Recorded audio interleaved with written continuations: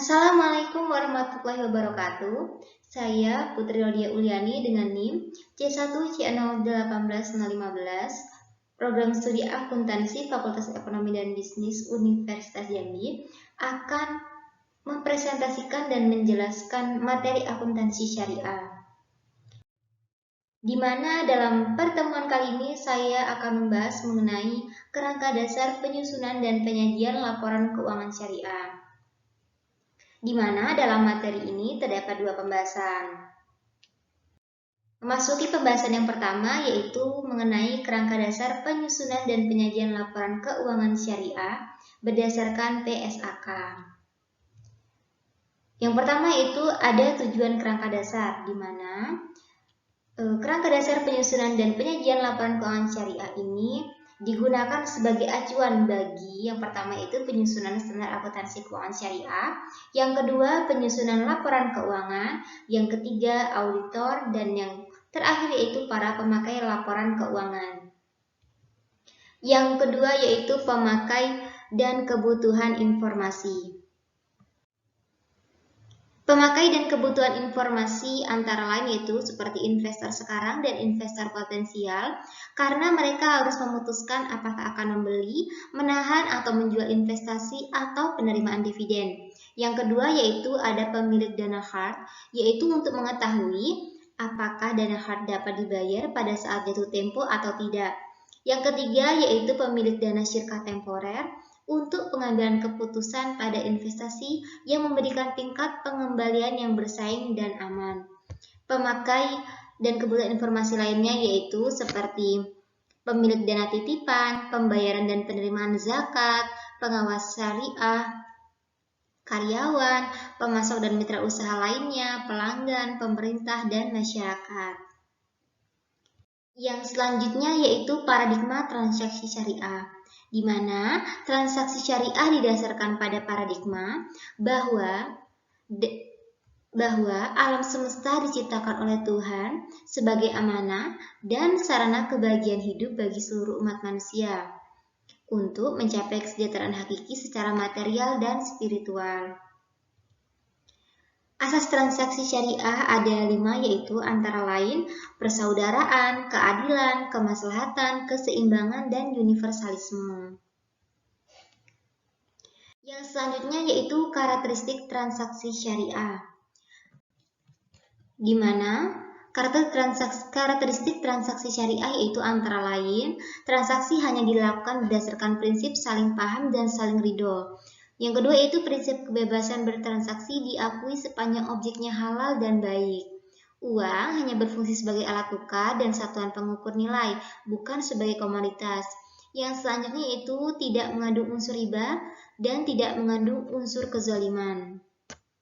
Karakteristik transaksi syariah lainnya yaitu tidak mengandung unsur maisyir, tidak mengandung unsur gharar, tidak mengandung unsur haram, tidak menganut prinsip nilai waktu dari uang, transaksi dilakukan berdasarkan suatu perjanjian yang jelas, dan tidak ada distorsi harga melalui rekayasa permintaan, serta tidak mengandung unsur kolusi dengan suap menyuap.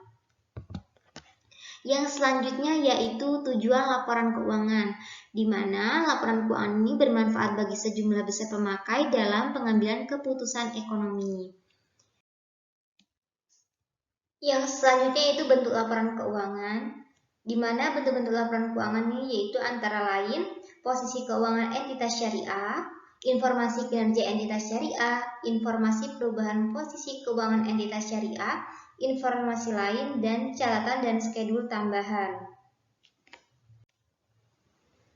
Yang selanjutnya itu asumsi dasar. Yang pertama itu dasar akrual, di mana laporan keuangan disusun atas dasar akrual bahwa pengaruh transaksi dan peristiwa lain diakui pada saat kejadian dan diungkapkan dalam catatan akuntansi serta dilaporkan dalam laporan keuangan pada periode yang bersangkutan. Yang kedua yaitu kelangsungan usaha, di mana laporan keuangan biasanya disusun atas dasar asumsi kelangsungan usaha entitas syariah dan akan melanjutkan usahanya di masa depan. Yang selanjutnya itu karakteristik kualitatif laporan keuangan. di mana terdapat 4 karakteristik, yaitu pertama dapat dipahami, yang kedua relevan, yang ketiga keandalan, dan yang keempat yaitu dapat dibandingkan. Yang selanjutnya yaitu kendala informasi yang relevan dan andal, yaitu yang pertama yaitu tepat waktu, dan yang kedua yaitu keseimbangan antara biaya dan manfaat. Yang selanjutnya yaitu unsur-unsur laporan keuangan. Terdapat 3 komponen, yaitu yang pertama yaitu komponen laporan keuangan yang mencerminkan kegiatan komersial yang terdiri atas laporan posisi keuangan, laporan laba rugi, laporan arus kas, serta laporan perubahan ekuitas. Yang kedua yaitu komponen laporan keuangan yang mencerminkan kegiatan sosial, dan yang terakhir yaitu komponen laporan keuangan lainnya yang mencerminkan kegiatan dan tanggung jawab khusus entitas syariah tersebut. Yang berikutnya itu pengukuran unsur laporan keuangan. Ada 3 yaitu yang pertama biaya historis, yang kedua biaya kini, dan yang ketiga yaitu nilai realisasi atau penyelesaian. Laporan Keuangan Entitas Syariah PSAK 101 Revisi 2016, di mana terdapat beberapa komponen laporan keuangan entitas syariah, yaitu antara lain laporan posisi keuangan pada akhir periode, laporan laba rugi dan penghasilan komprehensif lain selama periode, yang ketiga yaitu laporan perubahan ekuitas selama periode, laporan arus kas selama periode, laporan sumber daya penyaluran dana zakat selama periode, laporan sumber dan penggunaan dana kebajikan, catatan atas laporan keuangan, yaitu di mana berisi ringkasan kebijakan akuntansi penting dan informasi penjelas lain.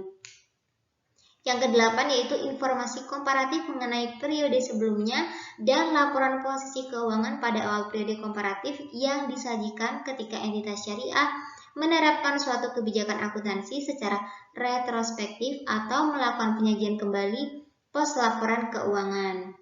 Yang selanjutnya yaitu laporan keuangan bank syariah PSAK 101 Revisi 2016, di mana terdapat beberapa laporan keuangan bank syariah, di mana laporan keuangan bank syariah yang lengkap yaitu terdiri atas laporan posisi keuangan, laporan laba rugi dan penghasilan komprehensif lain, laporan perubahan ekuitas, laporan arus kas, laporan rekonsiliasi pendapatan dan bagi hasil, laporan sumber dan penggunaan dana zakat, laporan sumber dan penggunaan dana kebajikan, serta catatan atas laporan keuangan. Memasuki pembahasan yang kedua yaitu mengenai konsep dasar akuntansi menurut Accounting and Auditing Organization for Islamic Financial Institution dan pemikir Islam. Pembahasan yang pertama itu tujuan akuntansi keuangan dan laporan keuangan, di mana tujuannya yaitu digunakan sebagai panduan bagi Dewan Standar untuk menghasilkan standar yang konsisten. Yang kedua yaitu membantu bank dan lembaga keuangan syariah untuk memilih berbagai alternatif metode akuntansi pada saat standar akuntansi belum mengatur. Yang ketiga yaitu tujuan akan membantu untuk memandu manajemen dalam membuat pertimbangan pada saat akan menyusun laporan keuangan. Para pemakai laporan keuangan itu antara lain pemegang saham, pemegang investasi, pemilik dana tabungan, pihak yang melakukan transaksi bisnis, dan pengelola zakat.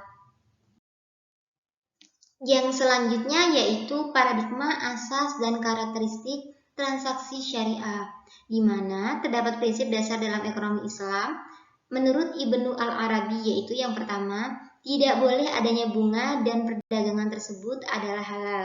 Yang kedua yaitu tidak boleh dilakukan secara tidak adil. Yang ketiga, tidak boleh memasukkan hal-hal yang belum pasti atau keadaan yang tidak jelas. Dan yang terakhir yaitu harus mempertimbangkan al-makhasid dan al-masalih. Selanjutnya itu bentuk laporan keuangannya. Yang pertama itu laporan perubahan posisi keuangan, laporan laba rugi, laporan perubahan ekuitas atau laporan perubahan saldo laba, laporan arus kas, laporan perubahan investasi yang dibatasi dan ekuivalennya, laporan sumber dan penggunaan dana zakat serta dana sumbangan, dan laporan sumber dan penggunaan dana khard hasan. Yang pembahasan yang ketiga yaitu konsep dasar akuntansi menurut pemikir Islam, di mana terdapat perdebatan para pemikir akuntansi mengenai kerangka akuntansi, yaitu terdapat pada entitas unit akuntansi.